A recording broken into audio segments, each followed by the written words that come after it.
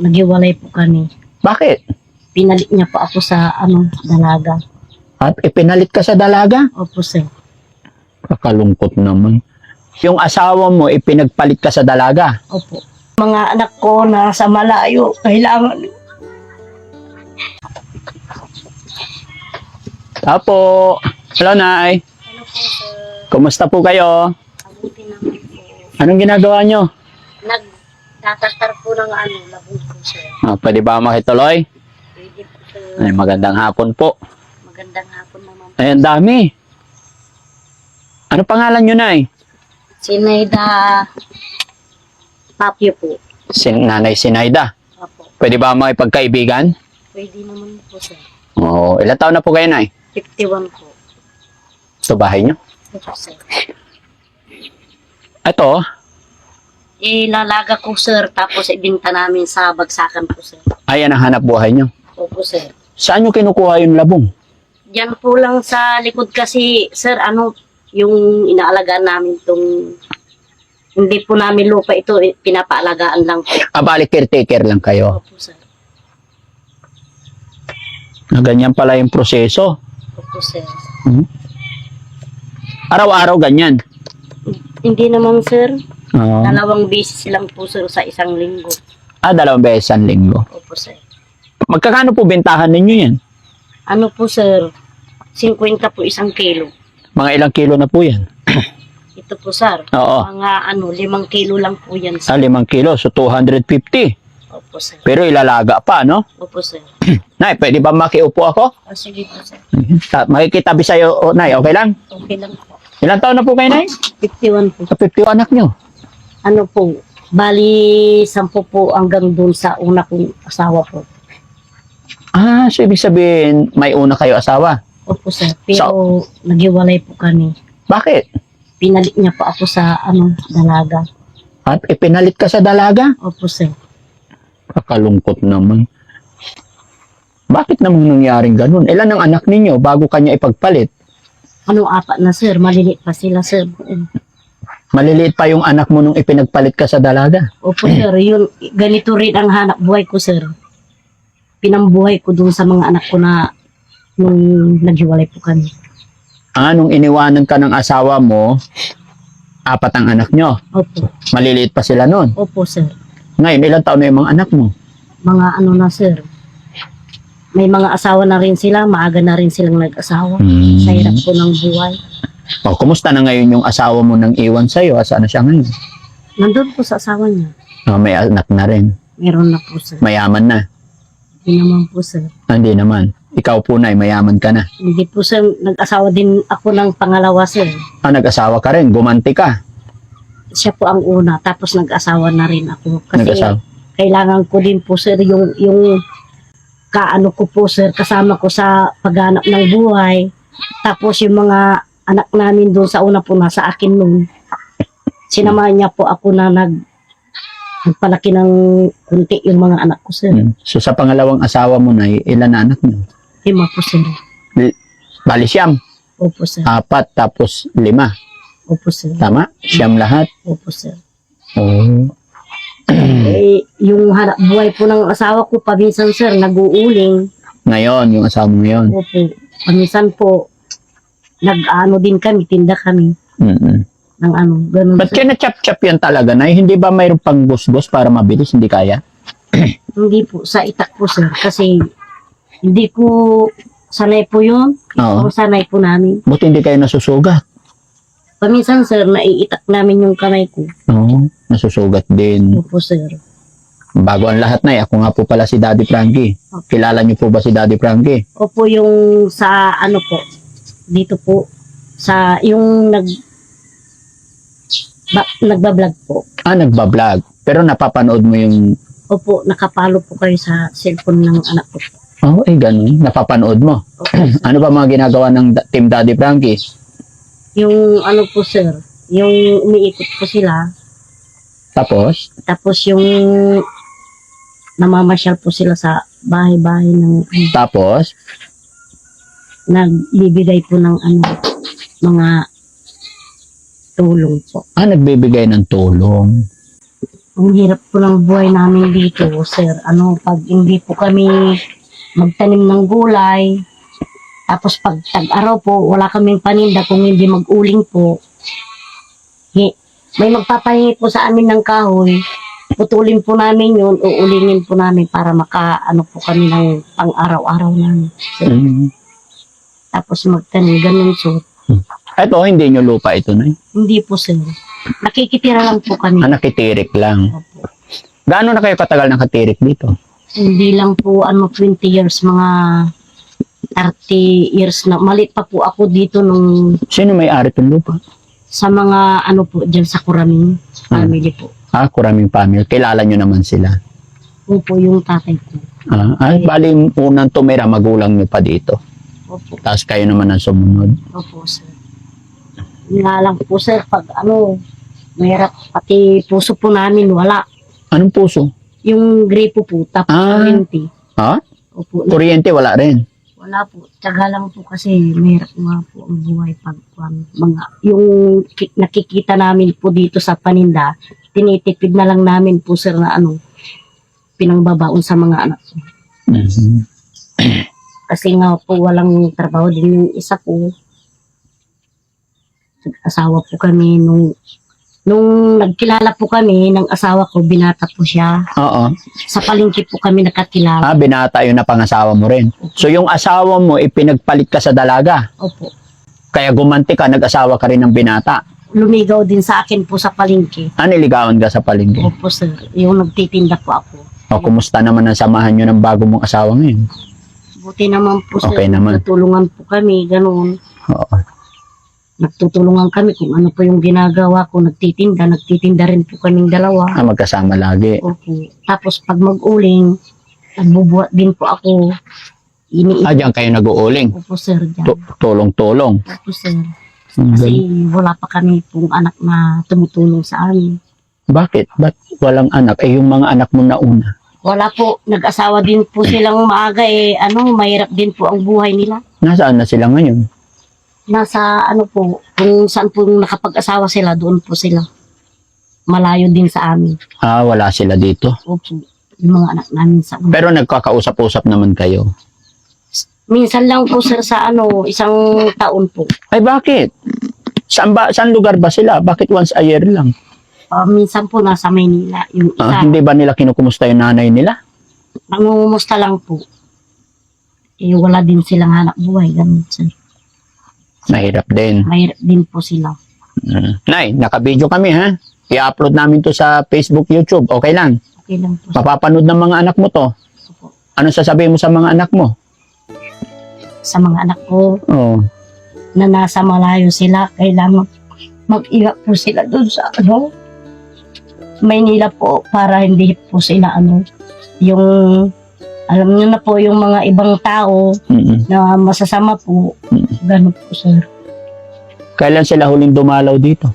Nung nakaraang taon po, nung May. Matagal na rin. Opo. Hindi mo sila namimiss?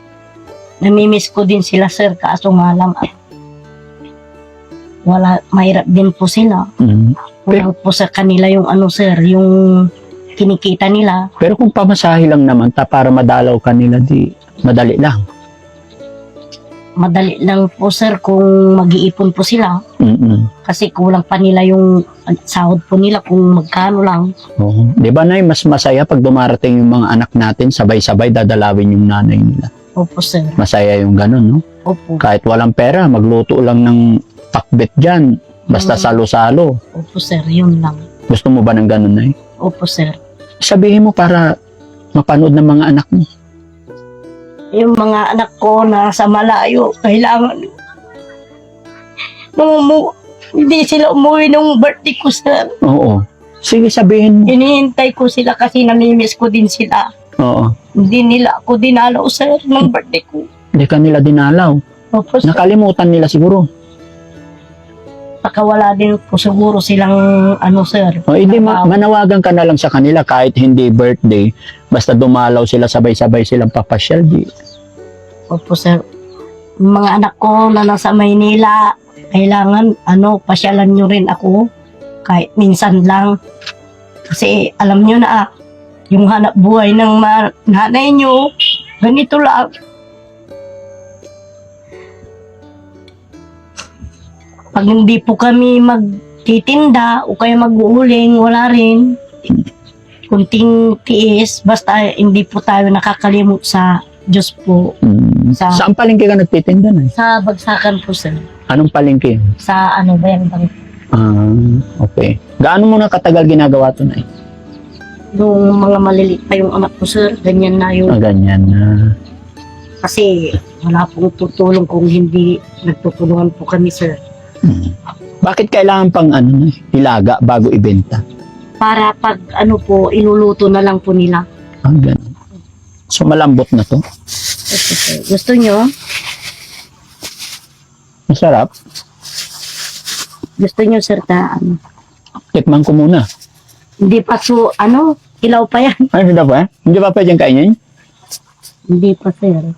Pwede kong Malulugi ka niyan na pag bibigyan mo sa akin. Hindi naman, sir. Para matikman nyo naman po yung namin, tinda namin na labi. Mapait pala. Opo, sir, pag hindi pa nalaga. Hindi pa nalaga. Opo, sir. Kasi pag sir, nalaga na, kahit gawin yung salad po, sir, pwede. Gawin salad. Marami pa po kaming hiway hanggang mamaya po. Hanggang mamaya. Hanggang anong oras ka matapos maghiwa niyan, Nay? Habang hinihiwa pa namin, mga alas 5 po. Hanggang alas 5. Tapos, ilaga nyo ng gabi. Ilaga na namin po. Ngayon din. Ngayon din. Opo, Tapos bukas na umaga, ibenta. Hindi po mamayang mga alas 6 ng gabi po, ipupunta ko na po para may pambili kaming bigas po. Ay, ganun? Wala ka bang bigas? Wala po. Ano ba yan? Tapos bigay mo pa sa amin yan. Okay lang, sir, para matikman nyo naman yung Sige, salamat, Nay, ha? Mga ilang kilo na to, Nay? Hindi ko po alam kung ilang kilo po yan. Sat kalahati? Kasi po, sir, pag nalaga na, meron naman akong kilohan dyan. Oh. Mas marami, pag nalaga, mas bibigat. Opo, sir. Oh. Pag ganyan po, nandyan pa po yung Yung, bigat niya po kasi hindi pa siya nalaga. okay. Sige, Nay, dahil mabait ka't binigyan mo, bigyan din kitang bigas. Kuya Rizky, pahingin bigas, isang sako. Bigyan natin si Nanay. No? Marami po akong estudyante. Tinitipid ko na lang po yung baon nila. Tinitipid mo yung baon nila. Opo, para magkasya lang po yung mga budget nila na 1 linggo po. Oo. Tatabi ko po yung, kasi 30-30 lang ang bilhin. Bili na lang po sila ng ulam. Ay, ganun. Opo, sir. Ulam lang ang bibilhin nila. Opo, sir. At saka yung pamasay po, sir. Oh, matalas din ba yung kutsilyo mo, Nay? Opo. Matalas din. Pero ang laki, hindi ba nahihirapan ikaw? Hindi naman po, sir. Kaso, sanay po na kaming maghiwa-hiwa po. Sanay na maghiwa. Ganyan lagi. Marami po kaming kalat kasi paminsan, sir, nagpupulot kami ng mga karton sa palengke po. Nangangalakal din kayo. Opo, sir. Tapos, ayun, ito mga kababayan yung hanap. Magbibinta po kami ng mga produkto namin. Pag uwi po namin, nakakadaan po kami ng mga karton-karton. Oo. Yun po, dinadaanan na lang namin. Ikarga po sa tricycle, tapos iipunin namin po na 1 buwan. Oo. Maparaan talaga, Opo, sir, ganun lang po. Tapos yung mga manok, nagpaparami para pagkuhan yung mga may bibili po. May ibenta po pangbayad po sa school ng mga anak namin. Pag may babayaran po sila, sir. Oo. Ang galing naman.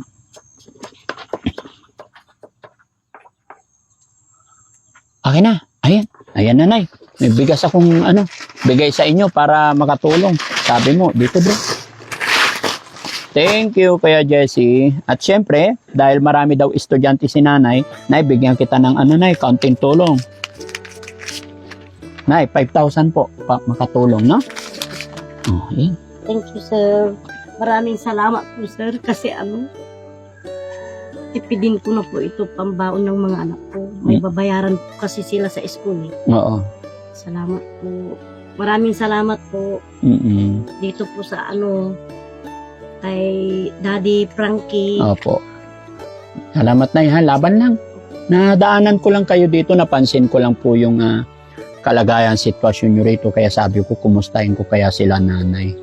Ayan mga kababayan, ito po ang kalagayan ni nanay na anong tawag dito? Maglalabong. At the same time, nag-uuling din sila and namumulot din daw po sila ng mga kalakal. Kaya bagsakan. Kaya salamat sa Panginoon at nadaanan natin sila at naabutan natin sila ng kaunting tulong pinansyal at saka bigas. At pasalamat ako sa inyong lahat mga kababayan, muli na naman po tayong nakatulong.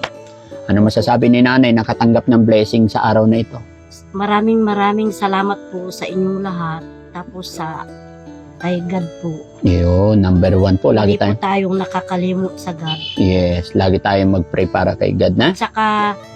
At saka po sa nagbigay po ng tulong, pinagdarasal ko po sila na laging malakas po ang mga katawan nila. Okay. Lahat po sila. Okay. Sa asawa mo na, anong masasabi mo sa asawa mo? Buti nga po, mabait yung asawa ko rin kung ano yung ginagawa ko po, sir. Tumutulong din siya. Ganun po, sir. Kung ano yung nagtutulungan po kami. Pag unti yung aburido dun po. Kaso nga lang, mahirap din po sila ng buhay nila. Mahirap din talaga. Opo, mahirap din po sila. Okay lang yun. Basta nagsasama ng maayos, nagkakaunawaan, no? Opo, sir. Last message sa mga anak mo na yun. Mga anak ko, bisitahin nyo rin ako dito. Kinukumusta ko kayo. Kaso nga lang, paminsan di kayo sumasagot. Ay, ba't din nila sinasagot si nanay? Aburido rin ako kung ano yung nangyayari po sa kanila na doon. Sabihin mo sa kanila, sumagot Hindi sila. po ako makatulog. Kasi hindi ako dinalaw nung birthday ko. Madalang kayong pumunta sa akin. Hindi mo nila ako kumustahin kung ano yung kalagayan ko. Pero alam nila po yung kalagayan ko, ganito po. Alam nila ganito hanap buhay. Opo. Nung bata po sila ganyan na. Ganyan din. Nagtutulungan kaming mag-ina po. Yun nga lang po. Hanggang ngayon, ganin pa rin. Sige na, thank you so much po. Sige na, thank you po. Maraming salamat po sa inyong lahat. Maraming salamat po mga kababayan. God bless po. Salamat po itong bigas mo. Oo, sige na. Walang anuman po. Para sa inyo talaga yan. Okay. Thank you po. Ay, oo. Magkano yung ganito live? Burrito ko to. Burrito agad eh. No?